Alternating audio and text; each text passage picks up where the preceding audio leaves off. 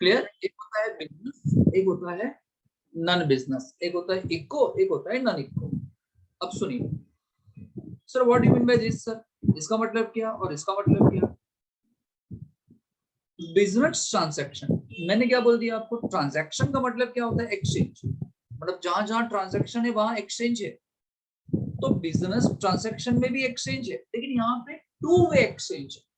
कौन सा एक्सचेंज है? टू वे, कुछ लेना कुछ देना, मैं कुछ दूंगा मैं कुछ लूंगा, मैं आपको सर्विसेज दूंगा मैं आपसे फीस लूंगा, मैं आपको गुड्स दूंगा मैं आपसे पैसे लूंगा, मैं आपको कमोडिटी दूंगा मैं आपसे पैसे लूंगा, ऐसा। बिजनेस ट्रांजैक्शन का मतलब क्या? मैं आपको कुछ दूंगा ना तो मुझे बदले में कुछ मिलना चाहिए, दैट इज इकोनॉमिक ट्रांजैक्शन। तो ये जो होता है ना वो ऑलवेज, इसका मतलब क्या होता है? इट मीन्स इसका मतलब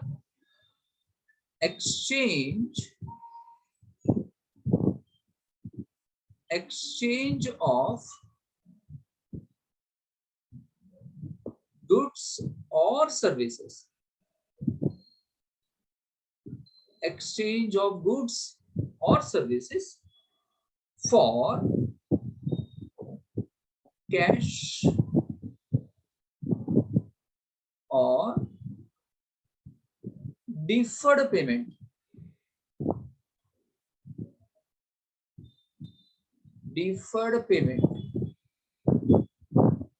or in kind,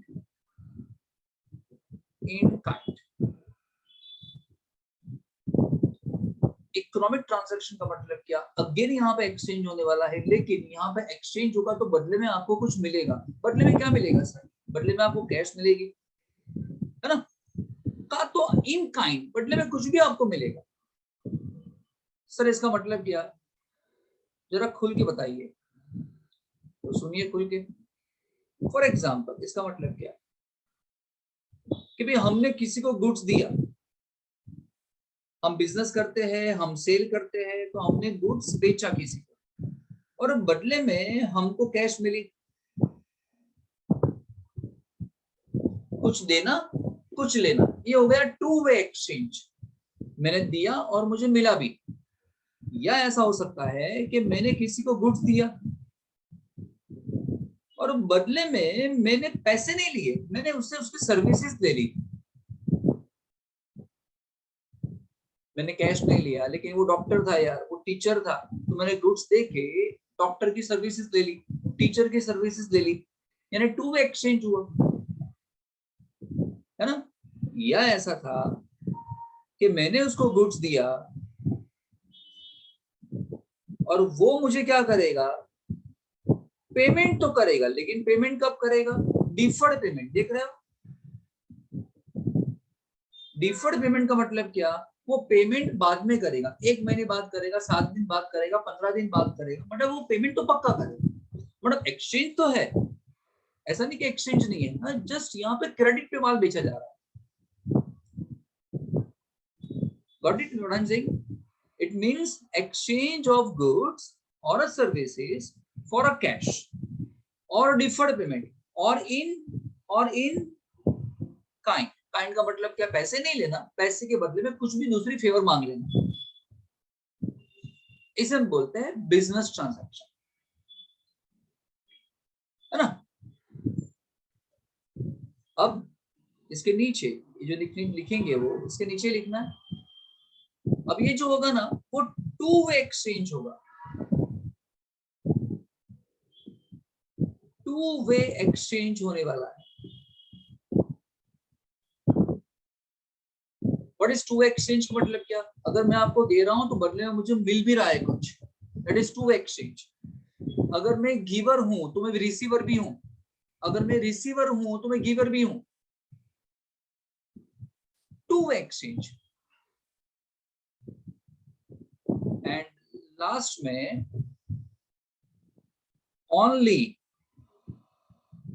only business transaction, only business transactions recorded in the books of account.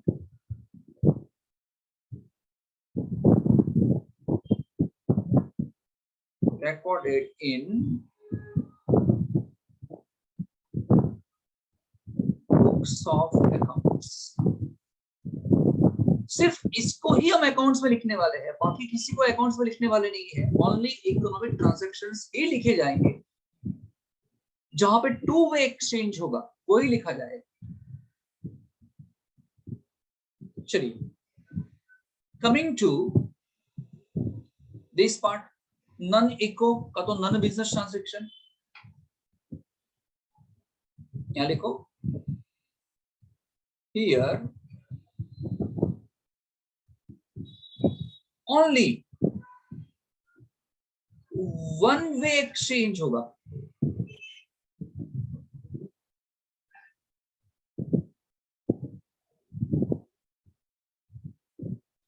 ये नॉट रिकॉर्डेड, इसको रिकॉर्ड नहीं करेंगे in books of accounts.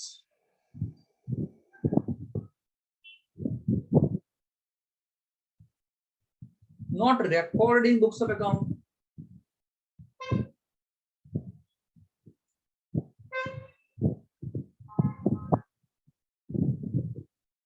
Sir क्यों रिकॉर्ड नहीं करेंगे sir? Because not recorded, because not having a monetary value, इसकी कोई monetary value होती ही नहीं है।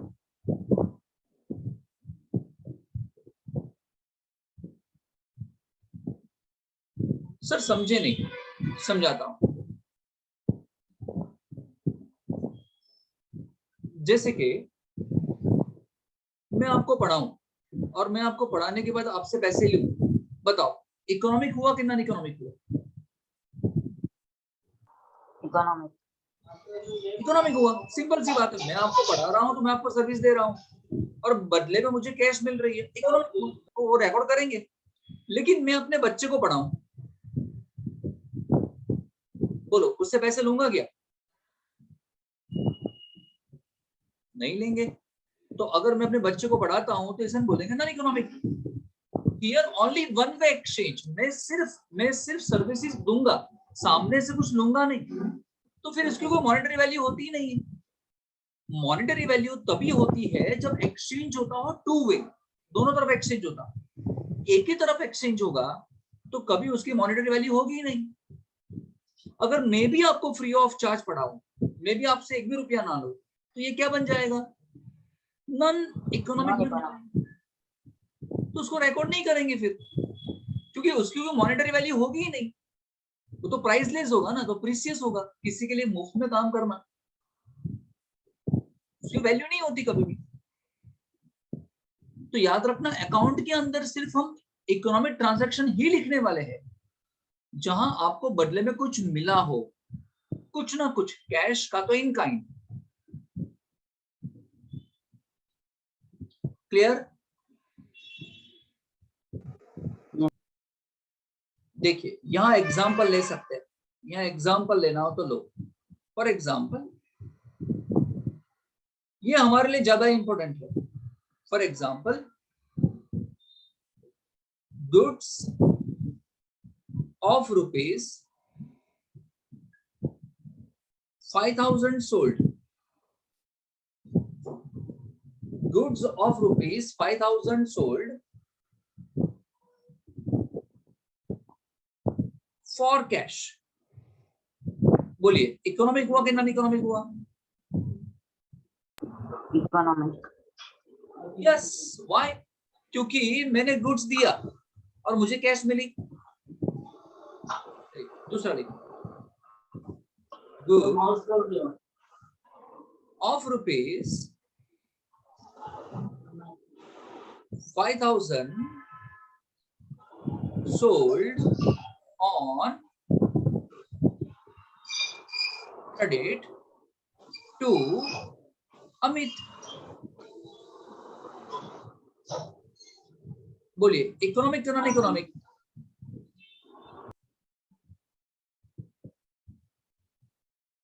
बोलो बोलो, इकोनॉमिक या नॉन इकोनॉमिक?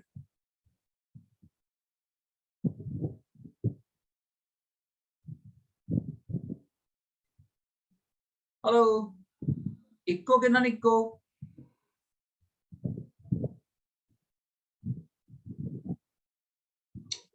5,000 का गुड्स मैंने क्रेडिट पे बेचा। What do you mean by credit sir?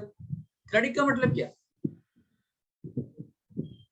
Credit का मतलब क्या? मेरे पास पैसे अभी नहीं आएंगे। अमित क्या बोल रहा है कि मेरे को क्रेडिट पे माल दो यार, मैं आपको 15 दिन बाद पेमेंट करता हूँ।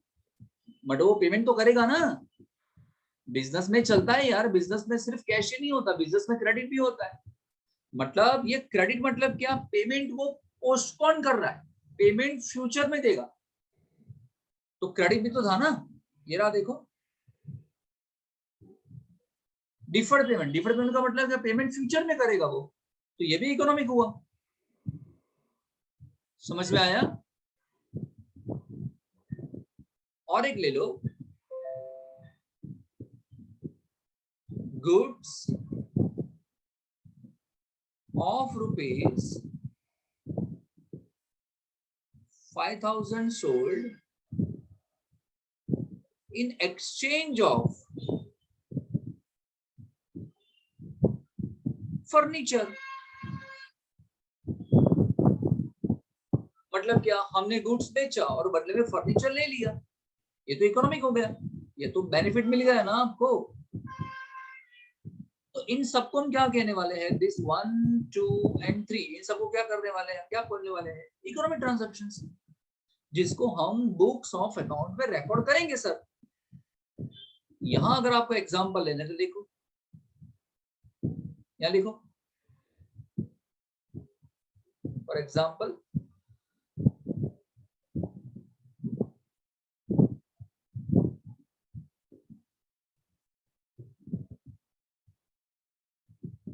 we placed an order. We placed an order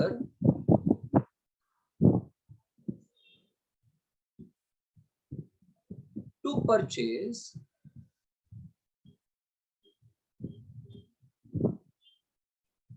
goods of rupees 50,000.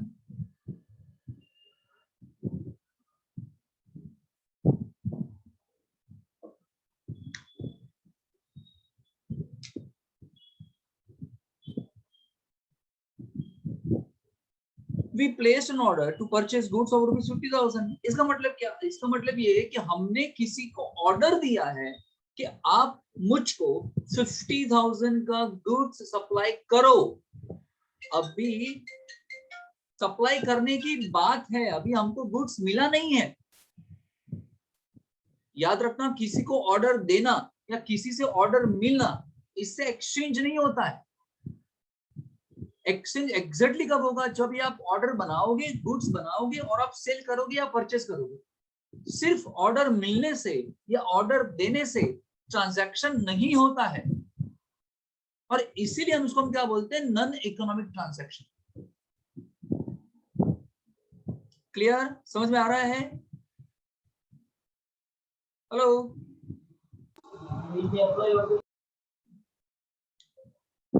समझ में आया कि नहीं मैं क्या कह रहा हूं? अब बताओ। Yes, हाँ sir. से बोले। Yes sir. मैं क्या कह रहा हूं? हम किसी को ऑर्डर रखते हैं, किसी को ऑर्डर देते हैं, या कोई हमको ऑर्डर देता है, तो इससे इकोनॉमिक ट्रांजैक्शन नहीं होता है। वो एग्जैक्टली कब होगा? जब आप ये ऑर्डर बनाओगे, प्रिपेयर करोगे और फिर आप सेल करोगे, तब इकोनॉमिक होगा। ऑर्डर मिलने से कभी भी इकोनॉमिक होता नहीं है। आप ऑर्डर को कैंसिल भी कर सकते हो, सामने वाला भी ऑर्डर को कैंसिल कर सकता है कभी भी, तो इससे इकोनॉमिक होता नहीं है।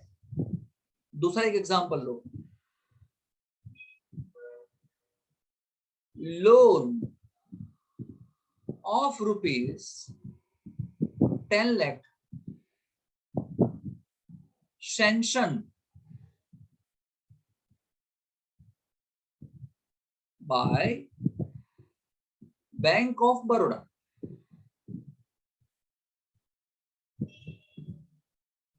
Loan of rupees 10 lakh sanction by bank of Baroda. इसका मतलब क्या भाई? आपने बैंक ऑफ बड़ौदा को लोन के लिए अप्लाई किया, आपको लोन चाहिए थी, आपको पैसे चाहिए थे, you apply to bank of Baroda, and bank of Baroda sanction the loan. Bank of Baroda ने आपको सैंक्शन कर दिया कि आओ मिस्टर, आप यहाँ आके लोन ले सकते हो। बट लेकिन अभी आपने लोन लिया नहीं है, आपको सिर्फ परमिशन, आपको लोन सैंक्शन की गई है, आपने लोन ली नहीं है, आपने चेक नहीं ले लिया है, आपने पैसे लिए नहीं अभी तक। आप एक बार पैसे ले लो ना, तब जाके वो बनता है इकोनॉमिक। अभी आपने पैसे लिए नहीं है, आपके पास तो सिर्फ सैंक्शन लेटर ही पड़ा हुआ, अप्रूवल लेटर ही है, आपने लोन को फिर नहीं लिया। ऐसा भी तो हो सकता है ना कि लोन सैंक्शन करने के बाद कोई लोन ना ले। यस, हो सकता है। आपने 4 जगह एप्लीकेशन की थी लोन लेने के लिए, बैंक ऑफ बड़ौदा में एप्लीकेशन की थी, स्टेट बैंक ऑफ इंडिया में एप्लीकेशन की थी, सब जगह से सैंक्शन आ गया कि हाँ हम आपको लोन देने के लिए तैयार है। लेकिन आप तो किसी एक ही जगह से लोन लोगे ना, जहां पे आपको इंटरेस्ट कम पड़ेगा वहां लोन लोगे आप। तो लोन सैंक्शन करने से कभी भी इकोनॉमिक बनता नहीं है, वो क्या कहलाता है? Non economic. क्लियर?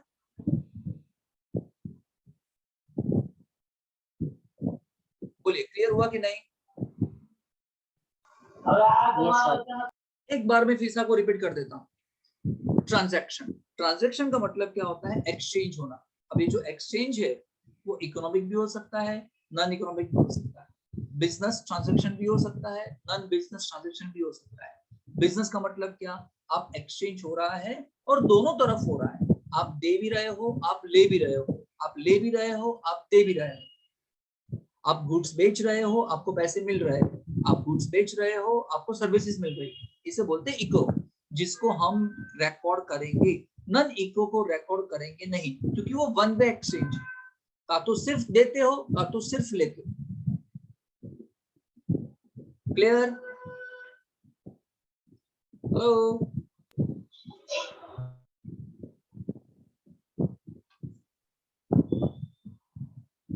चलिए, नेक्स्ट टर्म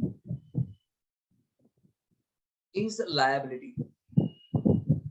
लिखो लायबिलिटी, या इसको हम ऐसा कहते हैं ऑब्लिगेशन।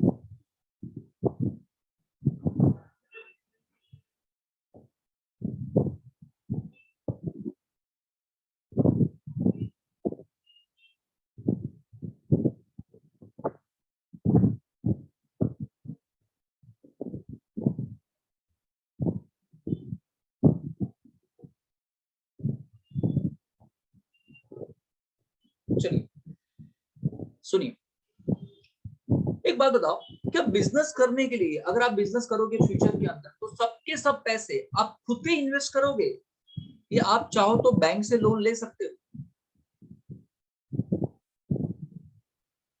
हेलो? बैंक से लोन ले सकते हैं ना। आप चाहो तो खुद के पैसे से भी बिजनेस कर सकते हो, और अगर आप चाहो तो आप बैंक से भी पैसे ले सकते हो, अपने फ्रेंड से भी पैसे ले सकते हो, है ना? तो बैंक से पैसे लेना, फ्रेंड से पैसे लेना, इसे हम क्या बोलते हैं अकाउंट के अंदर? हम बोलते हैं लायबिलिटी। हेलो? लायबिलिटी का मतलब क्या? आंसर देके है ना म्यूट हो जाने का, क्योंकि फिर आपके वहां का आवाज यहाँ पे आएगा। आंसर दो और फटक से म्यूट हो जाने।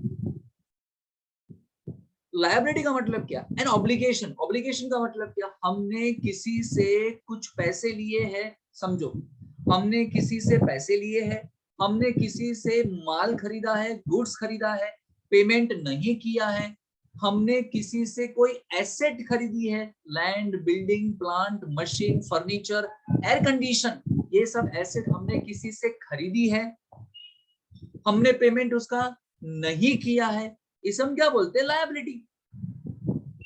बिजनेस में लायबिलिटी बहुत अच्छी बात नहीं होती है, हो सके इतनी लायबिलिटी कम होनी चाहिए, क्योंकि आपको ये पैसे आपको फ्यूचर में उसको वापस करने हैं। तो लायबिलिटी का मतलब क्या समझना है आपको? लायबिलिटी का मतलब it means an obligation to pay. देखो, it means an obligation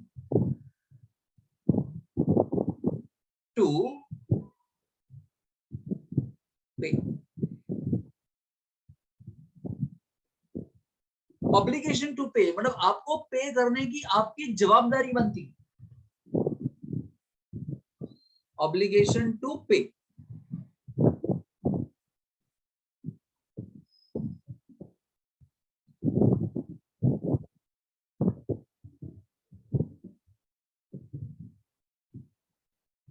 An obligation to pay for an obligation to pay for credit purchase of goods,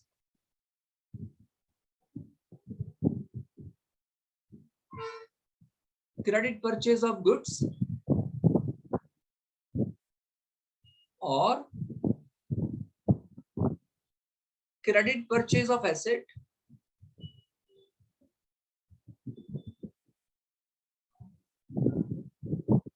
or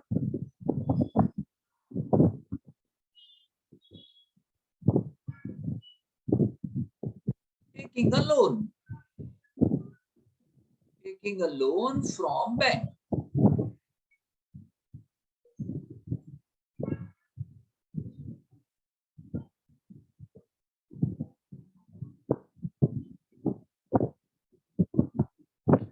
अब ये जो लायबिलिटी है may be a short term liability,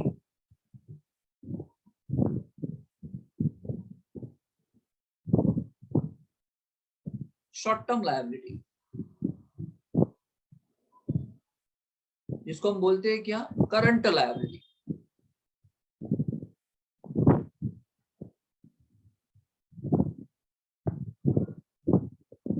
and दूसरा बनता है long term liability.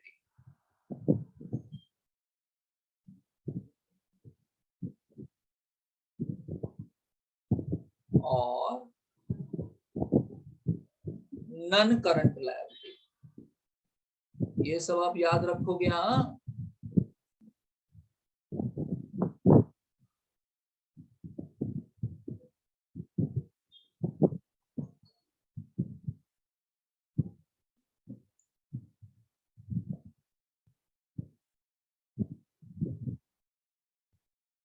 Short term liability का मतलब क्या है, लायबिलिटी का मतलब क्या समझाया मैंने आपको, लायबिलिटी का मतलब क्या समझाया, लायबिलिटी का मतलब क्या, ऑब्लिगेशन टू पे, आपको किसी को पेमेंट करना है, दैट इज लायबिलिटी।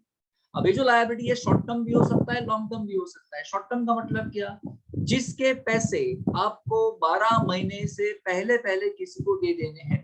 हेलो, जिसके पैसे 12 महीने से पहले पहले आपको किसी को दे देने हैं, ऐसी लायबिलिटी को हम क्या बोलते हैं, शॉर्ट टर्म करंट लायबिलिटी। जिसके पैसे 12 महीने के बाद देने हैं,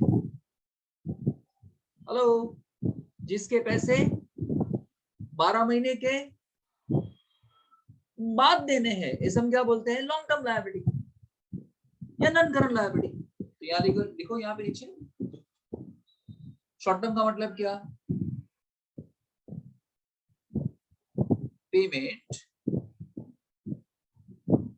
payment done after, sorry payment done after नहीं, within, payment done within 1 year या 12 मंथ।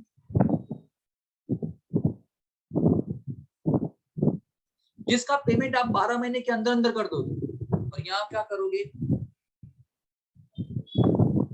Payment done after 12।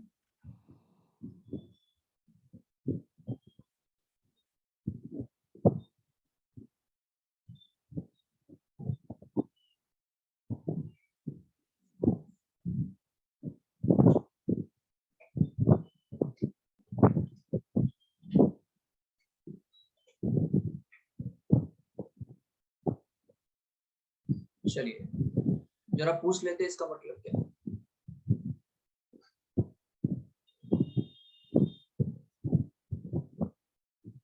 श्लोक बताओ, लायबिलिटी का मतलब क्या, श्लोक। Sir, obligation to pay for. Okay, फिर आगे Sir, it is an obligation to pay for the goods we purchase on credit or the assets we purchase on credit or the loan we take from bank. ये क्या लिखा है? Obligation to पे for credit purchase of goods, इसका मतलब क्या? श्लोक इसका मतलब क्या? Sir, when we buy goods on credit and we say that we will give the money afterwards. Very good. It means what? Buying goods and making payment after some days. आप goods by करते हो और payment कब करते हो? कुछ दिन बाद। तो कुछ दिन बाद पेमेंट करना है ना आपको, तो लायबिलिटी हो गई ना आपकी, ऑब्लिगेशन आ गया ना आप पे। ये क्या था? Credit purchase of assets. Credit purchase of assets, इसका मतलब क्या कीर्तन? कीर्तन इसका मतलब? सर हमने कुछ एसेट ली हो, उसके थोड़े दिन बाद पैसे देंगे।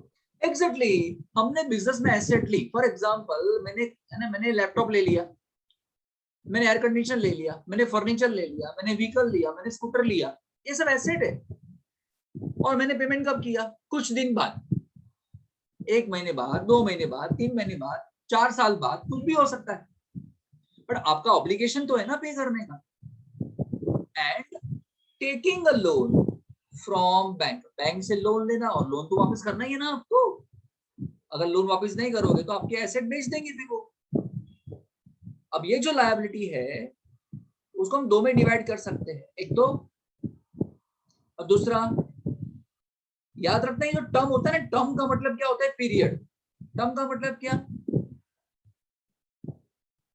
पीरियड, है ना? ये टर्म का मतलब क्या? पीरियड। अगर लॉन्ग टर्म है तो मतलब क्या? More than 12 month. And short का मतलब क्या? Less than 12 month. 12 महीने से कम, 12 महीने से ज्यादा, ऐसा। आया समझ में? हेलो? Yes sir.